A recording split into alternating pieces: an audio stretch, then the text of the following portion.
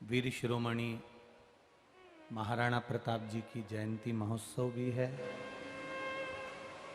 जिन्होंने घास की रोटी खाई पर गुलामी की रोटी नहीं खाई, ऐसे महाराणा प्रताप का जयंती जन्मोत्सव है।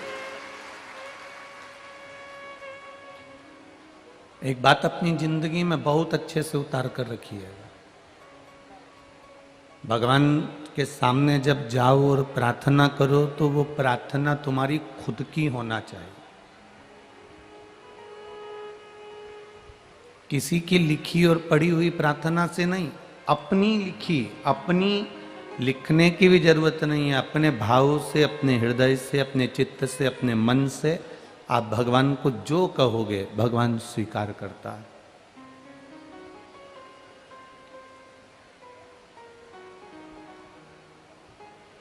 आप जो कहें अपने इस मन से वो भगवान सुनेगा।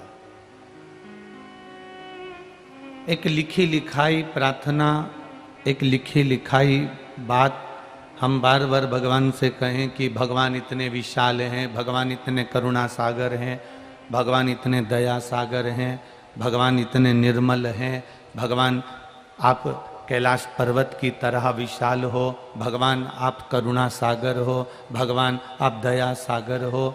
ये सब प्रार्थना एक पुरानी है।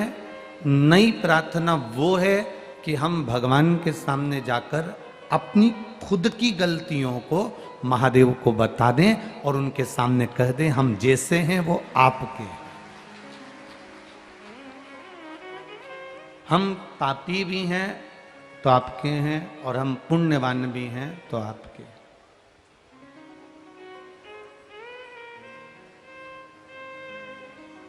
हम भगवान से अपने दिल की बात कहें, हम भगवान से अपने मन की बात कहें, अपने हृदय की बात कहें। हम वही की वही बात भगवान से हमेशा कह दें कि तुम दया सागर, तुम करुणा सागर, तुम दयालु, तुम कृपालु, तुम ये तुम वो। भगवान कहते हैं ये सब दुनिया ने लिखा है, तेरे मन में जो लिखा है वो तू प्रार्थना के रूप में बोल। तेरे हृदय में जो चल रहा है तू वो प्रार्थना के रूप में बोल। तेरे हृदय में जो समाया है तू वो प्रार्थना के रूप में बोल। तेरे हृदय में क्या चल रहा है तू वो प्रार्थना के रूप में बोल। भगवान से जाकर कभी कभी भोलेनाथ जी से ये भी कह दिया करो कि लोग मेरी निंदा करें, बुराई करें, अपशब्द कहें, ताना दें, गाली दें, प्रभु तू मुझे ऐसा बना कर रखना कि मैं सब कुछ सुन सकूं। मुझे इतना बलवान बना देना कि मुझे सुनने की आदत हो जाए। जरा सा किसी ने कुछ बोला और मुझे क्रोध आ गया, जरा सा किसी ने कुछ बोला और मैं गुस्सा कर जाऊं, ये ठीक नहीं है।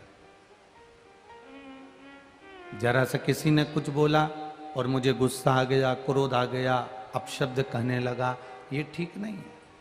आप भगवान से कहो, दुनिया के लोग अगर मुझे ताना दे, दुनिया के लोग मुझे गाली दें, दुनिया के लोग मुझे अपशब्द कहें, दुनिया के लोग मुझे आड़ा टेढ़ा बोलें, तो मुझे आप ऐसा बना देना कि मैं सब कुछ सुन लूं। जिसने सुनने की आदत डाल ली उसकी जिंदगी सार्थक हो गई। आज सबसे बड़ी आफत ये पड़ी हुई है कि कोई किसी की सुनने को तैयार नहीं। सास कहती है मैं घर की बड़ी हूं, मैं किसी की सुन के नहीं चलूंगी। बहू कहती है मेरे मायके में मैंने किसी की नहीं सुनी तो क्या तुम्हारे घर की सुनूंगी। पिता कहता है मैं किसी की नहीं सुनूंगा। बेटा कहता है मुझे किसी से मतलब नहीं, मैं किसी की नहीं सुनूंगा। ताऊ कहता है मैं किसी की नहीं सुनूंगा। चाचा कहे मैं किसी की नहीं सुनूंगा। काका जी कहे मैं किसी की नहीं सुनूंगा। सब ऊंचे बन गए, सब बड़े बन गए और कोई किसी की सुनने को तैयार नहीं है। मैं किसी की नहीं सुनूंगा, मैं घर की बड़ी, मैं किसी की नहीं सुनूंगी, मैं किसी की नहीं सुनूंगी। केवल एक सियोर वाला महाराज है जो सबकी सुनेगा। सुनने की आदत डालिए और आप जिस दिन सुनने की आदत डाल लोगे जिस दिन आपने सुनने की आदत डाल ली, दुनिया में आपके बराबर क्वालिटीवान कोई नहीं होगा, इतनी क्वालिटी आपके अंतर्गत आ जाएगी। आप सुनो।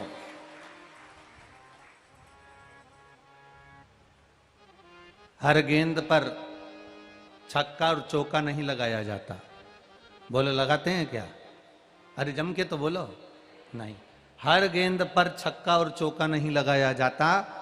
इंतजार करा जाता है कि कोई बॉलिंग करने वाला आएगा, उसका इंतजार है, और ये मेरे समय पर आना चाहिए। जैसे पहले अपन लोग एग्जाम देते थे, पहले आपका हमें नहीं मालूम, परंतु हम अपना कहें या अपने मित्रों का कहें, तो जब हम परीक्षा देने जाते थे तो भगवान से प्रार्थना करते थे हमारे वो टीचर की ड्यूटी मेरे कमरे में लगना चाहिए। आपके साथ में भी ऐसा होता था क्या? अरे बोलो, जम के बोलो जरा, उसमें क्या झूठ बोलना होता था ना कि मेरे वो टीचर की ड्यूटी मेरे समय पर लगना चाहिए। क्यों? अगर वो टीचर मेरा उस समय पर ड्यूटी पर होगा तो ये पक्का है मेरा एक आध क्वेश्चन तो वो हल करा देगा, ये निश्चित है। हम ढूंढ रहे हैं कि मेरे उस टीचर की ड्यूटी मेरे कमरे में होना चाहिए, जिससे मेरी पहचान है, जो मुझे जानता है। बस यही कथा कह रही है, अंतिम समय में जब प्राण छूटे तो भोलेनाथ जी से कह देना मेरे मृत्यु के समय पर आपकी ड्यूटी होना चाहिए, फिर मैं प्राण छोड़ भी दूं तो कोई दिक्कत नहीं है। अंत समय प्रभु आना पड़े, और अंत समय प्रभु आना पड़ेगा, वचन दिया तो निभाना पड़ेगा। आए ना आए प्रभु कुटुंब कबीला। क्या कहता है? हाँ, हम अबई तो गए थे शिव मंदिर। अच्छा, शिव जी को जल चढ़ाना आता है? हाँ। वो बच्चे ने शंकर जी को जल चढ़ाने का पूरा क्रम मेहमान को बता दिया कि जल कैसे चढ़ाया जाता है। एक आश्चर्य वाली बात है, और ये मेरा विश्वास कहता है। आप अपने बच्चे को लेकर मंदिर तक जाओ, शंकर मंदिर तक जाओ, आप एक बार जैसी पूजन करोगे शंकर जी की, वो बच्चा देख लेगा। दूसरी बार आप जान कर गलती करना, वो छोटा सा बच्चा आपको बता देगा कि दादी इधर जल चढ़ाओ, दादी ऐसा करो, दादी वैसा। वो छोटा सा बच्चा बता देगा कि आपको क्या करना है। एक दादी बस एक बार अपने पोते को साथ ले जाए, अगर घर का बुजुर्ग एक बार, माता पिता एक बार अपने बच्चों को ले जाए। और ये बिल्कुल सत्यता है, एक बार बच्चे के सामने मोबाइल में नंबर डायल कर अपना लॉक खोल लो, बस एक बार। तुम अपनी पत्नी को लॉक खोलना नहीं सिखा सकते, तुम अपने माता पिता को लॉक खोलना नहीं सिखा सकते, और तुम्हारा मोबाइल बस एक बार अपने बच्चे के सामने, छोटे से के सामने एक बार खोल लो, दूसरी बार वो खोलकर तुम्हारे हाथ में दे देगा। इतना ज्ञानवान संतान आज के जमाने में,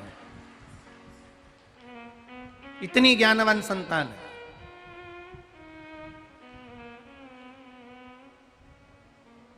लोग कहते हैं लैपटॉप अपने साथ में रखो, हम कहते हैं लल्लन टॉप अपने साथ में रखो। ये जो आपकी औलाद है ये लैपटॉप से कम नहीं है। कभी कभी इतनी ऊंची बात कह जाती है, इतना ऊंचा शब्द कह जाती है कि लोग समझ नहीं पाते। एक छोटा सा बच्चा अपनी दादी की गोद में बैठा, और दादी की गोद में बैठकर छोटे से बच्चे ने दादी का गाल को हाथ लगा कर कहा, दादी ओ दादी। दादी बोली, हाँ रे बेटा, अपने पड़ोस में वो पप्पू रहता है ना, हाँ, उसके यहाँ पर आज नुक्ती का रायता बना, आलू की सब्जी बनी, चने की सब्जी बनी, पूड़ी बनी, अमरस बना। इतने में दादी बोली, बेटा उसकी दादी मर गई ना, इसलिए उसका बारवा है, इसलिए उसके यहाँ बना है। इतने में बच्चे ने दादी के दोनों गाल पकड़कर बोला, दादी अपने घर कब बनेगा? दादी ने एक दिया धर के उसको, एक बता, मुझे निपटा रहा है, मुझे। छोटा बच्चा,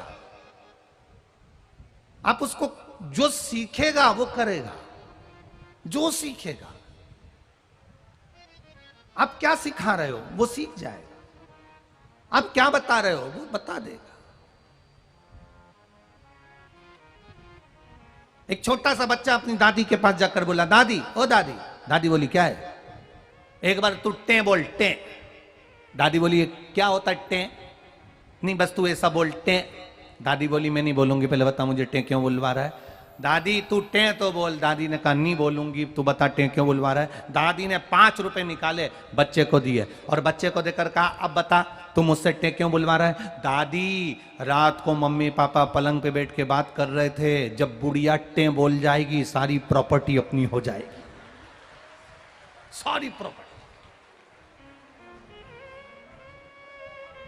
उस दिन से दादी ने पोते को 10 रुपए देना चालू कर दिए तुरंत, कि ये अभी बताएगा। ये लैपटॉप से ज्यादा आगे है। कौन? अरे जम के तो बोलो, लल्लन टॉप। ये लैपटॉप से आगे। आप एक बार बस भगवान के भजन में इसको लगा दो, आप एक बार इसको मंदिर ले जाना चालू कर दो, आप इसको एक बार भगवान की पूजन करना बता दो, आप इसको एक बार शिव जी पे जल चढ़ना बता दो, आप इसको एक बार मंदिर का दरवाजा बता दो। आज दुनिया के लोग सबसे ज्यादा हम निवेदन करना चाहेंगे, आज छोटे छोटे बच्चे अगर मंदिर तक जाना सीख गए तो आने वाले समय को सनातन धर्म को कोई नीचे नहीं गिरा सकता। ये सनातन धर्म बढ़ता चले जाएगा, ये हिंदू धर्म बढ़ता चले जाएगा, हमारा सनातन धर्म अग्रणी बढ़ता चले जाएगा। सबसे बड़ी तकलीफ कहां पर है? हम बुजुर्गों को सुधारने में लगे हैं, हम नवयुवकों को सुधारने में लगे हैं, पर आने वाली पीढ़ी जो बच्चों से चालू हो रही है, इस पीढ़ी को सुधारने में नहीं लगे हैं। इन बच्चों को हम कॉन्वेंट में भेजना चाहते हैं, इन बच्चों को अच्छे स्कूल में भेजना चाहते हैं, पर इन बच्चों को मंदिर के दरवाजे नहीं भेजना चाहते। क्यों? क्योंकि तुम्हें लगता है हमारा बच्चा मंदिर जाएगा तो लोग हंसेंगे, हमारा बच्चा मंदिर जाएगा जल चढ़ाएगा तो लोग हंसेंगे। एक निवेदन है, केवल एक अपना देश, मैं नेपाल देश की भी बात कर रहा हूं, मैं भारत की भी बात कर रहा हूं, मैं मेरे भारत देश की भी बात कर रहा हूं, नेपाल देश की भी बात कर रहा हूं। इस नेपाल देश में और भारत देश में कई संबंध निभाए जाते हैं। हमारे यहां माता को माता कहा जाता है, बोलो कहते कि नहीं कहते? पिता को जम के बोलो, पिता कहा जाता है। हमारे यहां जो धर्म पत्नी के माता पिता हैं उनको भी माता पिता कहा जाता है। हमारे यहां पिताजी के जो बड़े भाई होते हैं उसको ताऊ कहा जाता है। बोलो बोलो रे बोलो, बोलते कि नहीं बोलते? नेपाल में कहते कि नहीं कहते? ताऊ कहते हैं। पिताजी से छोटे हैं उनको काका जी कहा जाता है, चाचा जी कहा जाता है, उनको अंकल कहा जाता है। मौसा जी हैं, हमारी मम्मी के बहन के पति हैं, उनको मौसा जी कहा जाता है। मम्मी की बहन है उनको मौसी कहा जाता है। पापा की बहन है उनको बुआ कहा जाता है। पापा की बहन के जो पति हैं उनको फूफा जी कहा जाता है। हमारी मम्मी के जो भाई हैं उनको मामा कहा जाता है। उनकी धर्म पत्नी को मामी कहा जाता है। हमारी मम्मी की जो मम्मी हैं उनको नानी कहा जाता है। हमारे पिता की जो माता हैं उनको दादी कहा जाता है। केवल भारत और नेपाल देश ऐसा देश है जहां इतने सारे संबंधों को सजोया जाता है, आत्मा को परमात्मा से जोड़ा जाता है। बाकी के देशों में जाकर घूम कर आना, अगर काम वाली काम कर कर जाएगी तो भी उसको आंटी कहेंगे, और तुम्हारे पास में जो मैडम रहती है उसको भी आंटी कहेंगे, और तुम्हारे घर में जो बर्तन मांजे उसको भी आंटी कहेंगे, जो पोछा लगाए बोलते जाओ उसको भी आंटी कहेंगे, जो तुम्हारे घर में आकर बच्चों को संभालेगी उसको भी आंटी कहेंगे, और जो तुम्हारी पत्नी की माँ होगी उसको भी आंटी कहेंगे, और जो तुम्हारे रिश्तेदार होंगे उनको भी केवल आंटी और अंकल कहेंगे। ये दो संबंध पूरे देशों में चलते हैं, पर भारत देश और नेपाल देश ऐसा देश है जिसमें सारे संबंध चलते हैं, आत्मा से परमात्मा तक के संबंध चलते हैं। ये आंटी और अंकल का देश नहीं, ये माता पिता का देश है, आत्मा परमात्मा का देश है, बहन भाई का देश है, पति पत्नी का देश है, एक बहन बहन का, एक भाई भाई का देश है, एक गुरु और शिष्य का देश है, एक बड़े और छोटों का देश है। ये साधारण देश नहीं है, जहां पर आज भी सनातन धर्म जीवित है।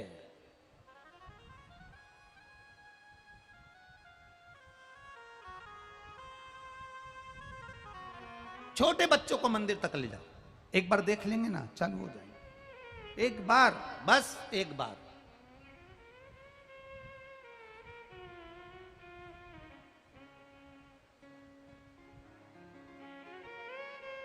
स्कूल जाने से पहले उनके हाथ में एक छोटा सा पानी का लोटा देकर कहो शिव जी को चढ़ा कर आओ।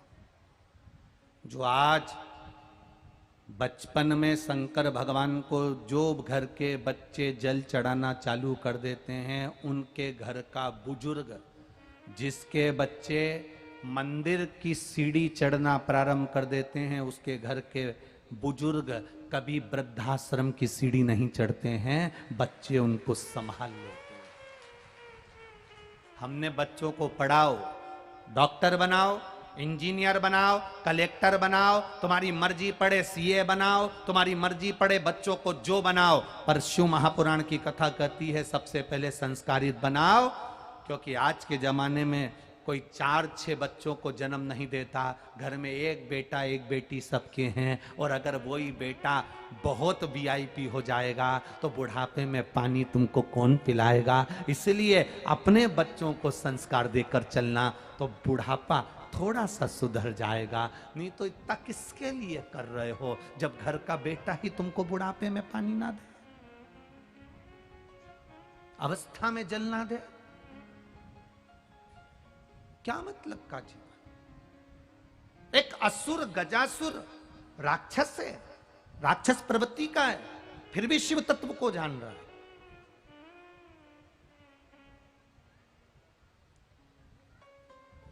जो धर्म की निंदा करे, जो हमारे सनातन धर्म की निंदा करे, जो हमारे हिंदू धर्म की निंदा करे, जो हमारे भगवान की निंदा करे, जो हमारे इष्ट की निंदा करे।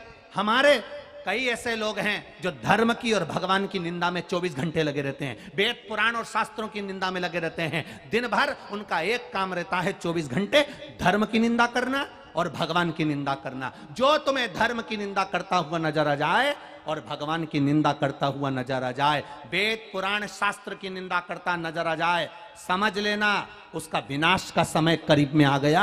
अब उसको कोई बचाने वाला नहीं है, वो नष्ट होगा, ये निश्चित है। उसकी विनाश काले विपरीत बुद्धि, उसकी चित्त बुरी हो गई, उसका ध्यान बुरा हो गया।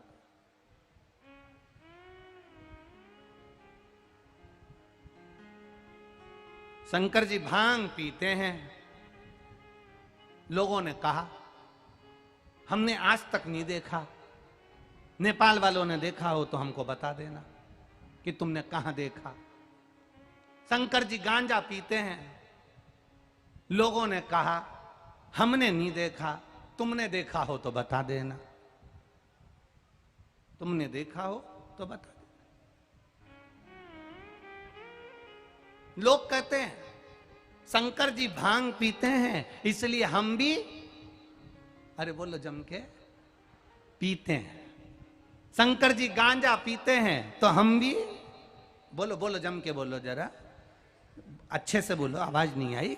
इसलिए हम भी कभी कभी गांजा पीते हैं। तो हमारा निवेदन है, शंकर जी जहर पीते हैं, तुम भी तो एक बार पी के बता दो, या तो इस पार या उस पार।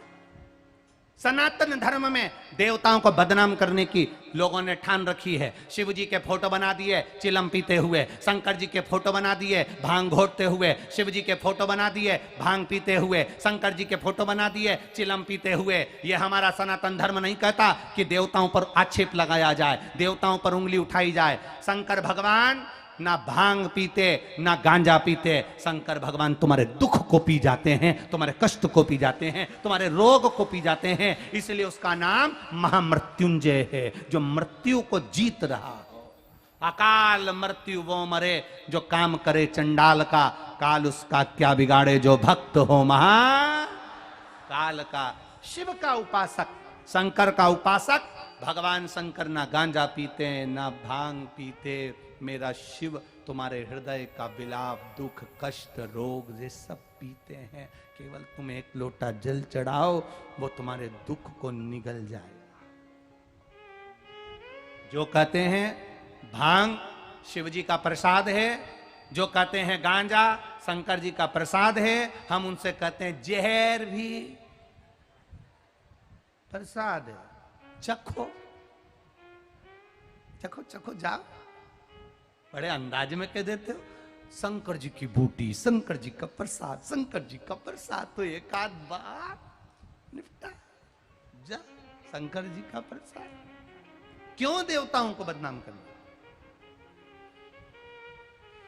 जो हमारे सनातन धर्म की निंदा करे, हमारे देवताओं की निंदा करे, समझ लेना उसकी विनाश काले विपरीत बुद्धि हो गई, मृत्यु के करीब में पहुंच गया, नष्ट होने के करीब में पहुंच गया,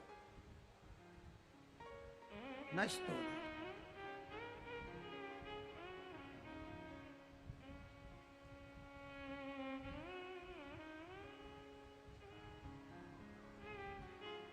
पूरी दुनिया में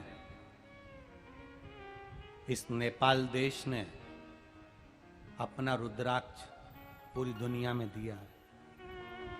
शिव जी के अश्रु से गिरा हुआ एक आंसू से जो रुद्राक्ष का पौधा उत्पन्न हुआ, वो रुद्राक्ष के पौधे से जो रुद्राक्ष उत्पन्न हुआ, शिव जी कहते हैं विद्येश्वर संहिता में, ये मेरा स्वरूप है, मेरा स्वरूप। एक मुखी से लेकर 14 मुखी तक रुद्राक्ष का वर्णन शिव महापुराण में है। स्कंद पुराण में 21 मुखी तक है और अन्य पुराणों में और आगे तक वर्णन किया गया। सबसे ज्यादा कठिन में मिलने वाला एक मुखी रुद्राक्ष होता है। एक मुखी रुद्राक्ष और एक मुखी व्यक्ति बहुत कठिन मिलता है। आज के जमाने में व्यक्ति भी एक मुखी नहीं मिलता कि अपनी बात पर टिका रहे, तुरंत दो मुखी हो जाता है, तुरंत दो मुखी। यहां कुछ बोलेगा वहां कुछ बोलेगा। करवा चौथ पे पति को प्रणाम करेगी और बाद में पंचमी को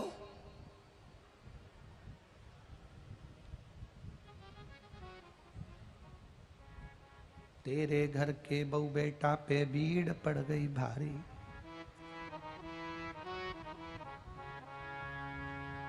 दानव दल पर टूट पड़ो मां करके सिंह सवारी, मायके ससुराल पे हो तुम तो भारी, ओ मेरी घर। क्या कहूं, भारी।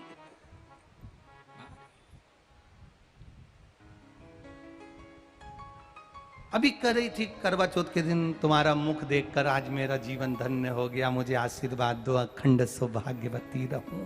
और दूसरे दिन कह रही थी तुमसे शादी कर कर मेरी जिंदगी नरक हो गई, तुम ही लिखे थे मेरी किस्मत में। आंख में लगा था काजल फेल के बिल्ला जैसा हो गया, तुम ही लिखे थे मेरी किस्मत में।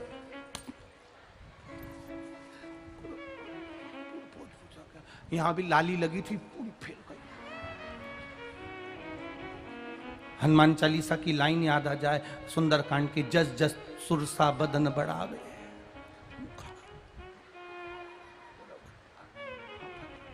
कहां निवेदन है, शिव महापुराण की कथा कर रही है।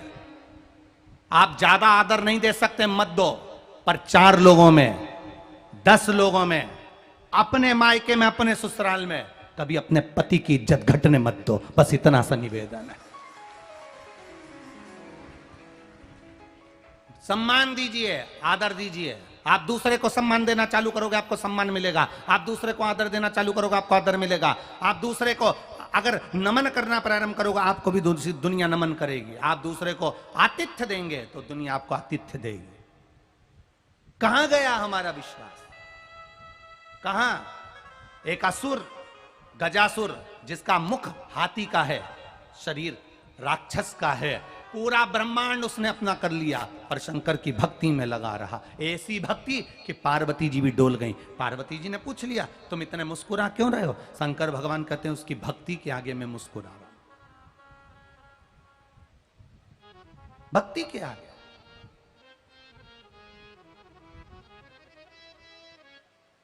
आप उसकी भक्ति के आगे क्यों मुस्कुरा रहे हो? शंकर जी कहते हैं उसके बराबर कोई भक्ति नहीं कर सकता। अच्छा, तो फिर आप उसको वर देने क्यों नहीं जाते? आप उसको आशीर्वाद देने क्यों नहीं जाते? शंकर भगवान कहते हैं अगर मैं आशीर्वाद देने चले गया और उसने भजन करना बंद कर दिया तो?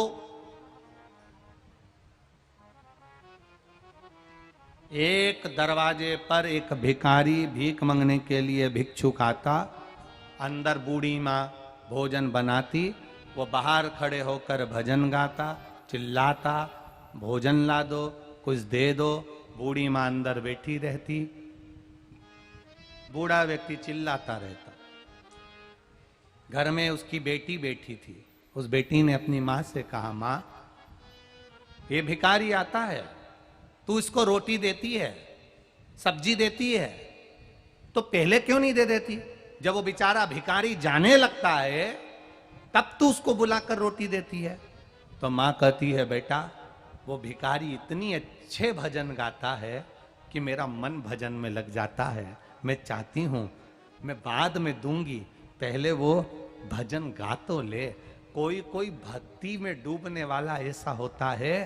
कई लोग कहते हैं बाबा हमारी क्यों नहीं सुनता, बाबा हमारी क्यों नहीं सुनता। कई बार भगवान को तुम्हारा जल चढ़ाना, तुम्हारा कहना, मंदिर तक आना भगवान को इतना अच्छा लगता है कि भगवान कहता है अगर मैं दे दूंगा, इसने मांगा पुत्र दे दो, इसने मांगा संतान दे दो, इसने मांगा नौकरी दे दो, इसने मांगा ऐसा कर दो, और मैंने कर दिया, और इसने मंदिर आना बंद कर दिया, तो इसलिए भगवान थोड़ा आराम से देता है कि मेरा भजन करेगा तो मुझे अच्छा लगेगा, दूंगा। पर पहले तू भजन तो कर ले, तू स्मरण तो कर ले, तू मंत्र तो जप ले, दूंगा मैं। हम कहते हैं श्री शिवाय नमस्तुभ्यं।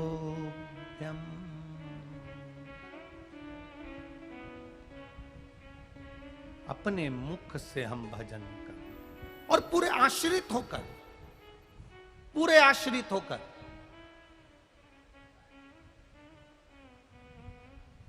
संपूर्ण तरह से आश्रित हो जा परमात्मा पे, पूरे आश्रित हो जा भगवान।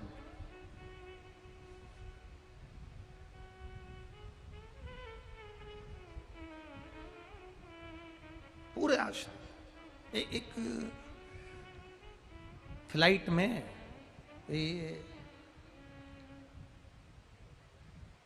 बीरगंज से काठमांडू की फ्लाइट उड़ी, समझना तुम्हारी भाषा में समझा रहा। अपन ज्यादा दूर की बात नहीं कर रहे हैं कि कर ले। बीरगंज से काठमांडू की फ्लाइट उड़ी, सब बैठे, सारे के सारे उसमें बैठ गए। एक छोटा सा बच्चा, एक छोटा सा, एक बेटी, एक बेटा, छोटा सा उसमें बैठ गया, और उसने अपने बैग में से, छोटे से बैग में से, जिसमें वो पानी की बोतल ले गया था, जिसमें वो अपना कुरकुरा रख कर ले गया था, जिसमें वह पर्स रख कर ले गया था, उस बैग में से उसने खेलने के लिए, गेम खेलने का एक इतना बड़ा उसने छोटा सा मोबाइल निकाला और वो गेम खेलने लगा। बच्चा खेल रहा है, वो बच्ची गेम खेल रही। कहां से उड़ी फ्लाइट? जम के बोलो जरा। बीरगंज से कहां जा रही है? काठमांडू। और फ्लाइट उड़ी और बच्ची गेम खेलने में लग गई। बस फ्लाइट उड़ी थी, उड़ी, और बादल गड़बड़ हो गए और फ्लाइट डोलने लगी।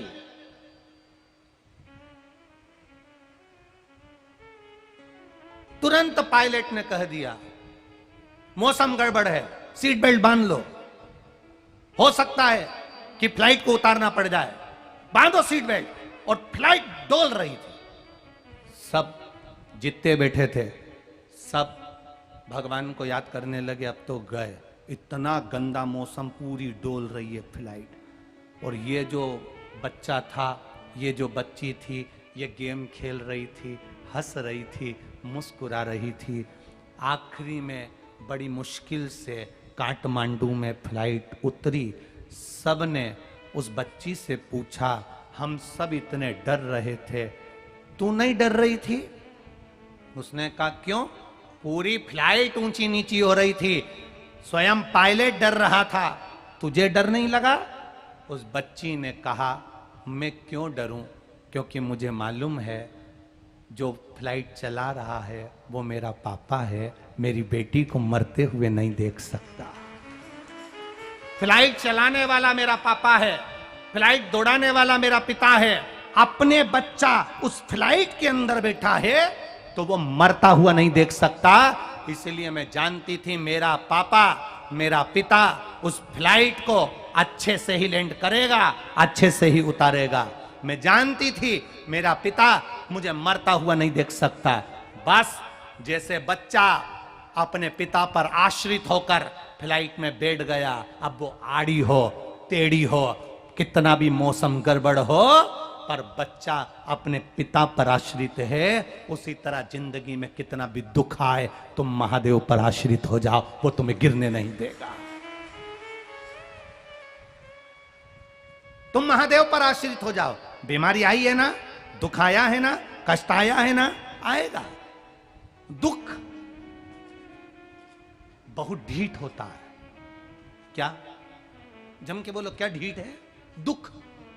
दुख बड़ा ढीठ होता है। तुम सोचो कि दुख नहीं आएगा, आएगा।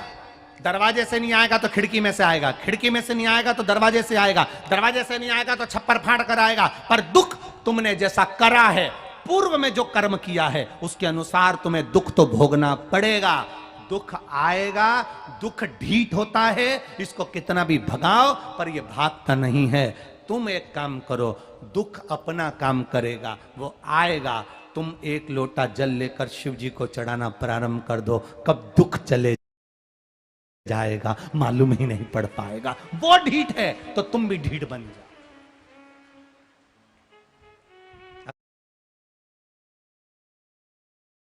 अगर दुख ढीठ है ना, दुख ढीठ है, वो आएगा तो तुम भी ढीठ बनो ना। तुम मंदिर जाना मत छोड़ो। दुनिया के लोग अब शब्द कहें तो मंदिर जाओ। किसी किसी मंदिर में तो मंदिर जाओगे तो मंदिर के ही कुछ लोग ऐसे मिल जाएंगे कि वो भी तुम पर ताना कसेंगे, तुम पर हंसेंगे, तुमको अपशब्द कहेंगे, जिससे तुम मंदिर आना छोड़ दो। तुम और उपत के मंदिर जाओ। अगर दुख ढीठ है, अगर दुख अपना काम नहीं छोड़ सकता, तो हम भगवान का भजन कैसे छोड़ दें? हम भी ढीठ बन जाए, हम भी शिव तत्व में लग जाएं, और पूरे भरोसे के साथ लगना कि हमारी फ्लाइट कौन चला रहा है? जम के बोलो, हमारा पिता। कौन पिता? वो पिता, जगत पिता परमेश्वर, मेरा शिव हमारी फ्लाइट चला रहा है। तुम ये मानकर चलते जाओ, चाहे दुख में रखे चाहे सुख में रखे, उसकी मर्जी, वो जैसा रखे, उसकी मर्जी।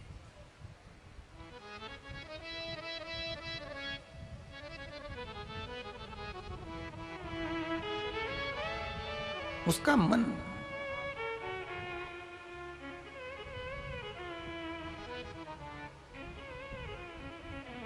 महाराज, ये उसके ऊपर है, वो कैसे रखेगा,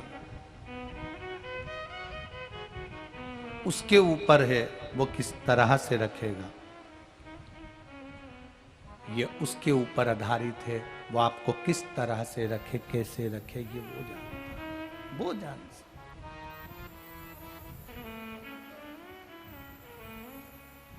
आप उस पर आश्रित हो लो।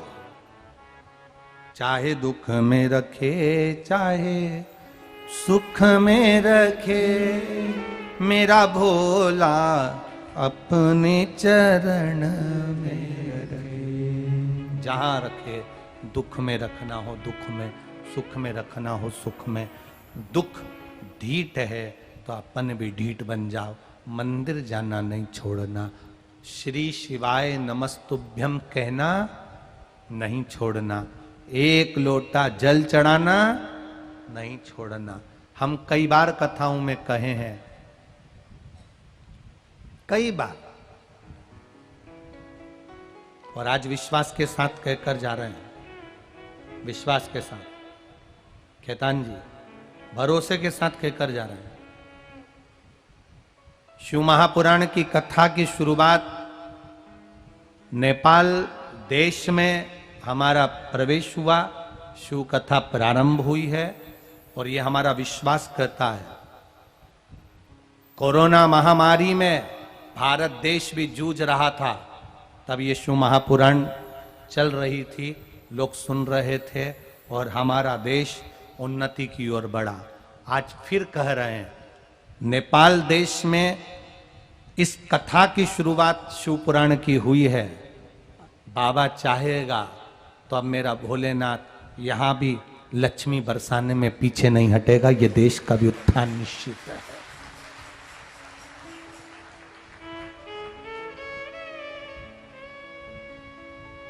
और यहां आए हुए और जितने लोग नेपाल देशवासी, जितने लोग कथा सुन रहे हैं और जितने लोग कथा श्रवण कर रहे हैं यहां पर भी, ये मेरा विश्वास करता है बाबा आपकी झोली में इतना दे देगा कि आप खुद सियोर फोन लगाकर कहोगे कि एक कथा हमारे नेपाल देश के काठमांडू में, एक डोलेश्वर में, एक यहाँ एक वहां दीजिए। देगा वो।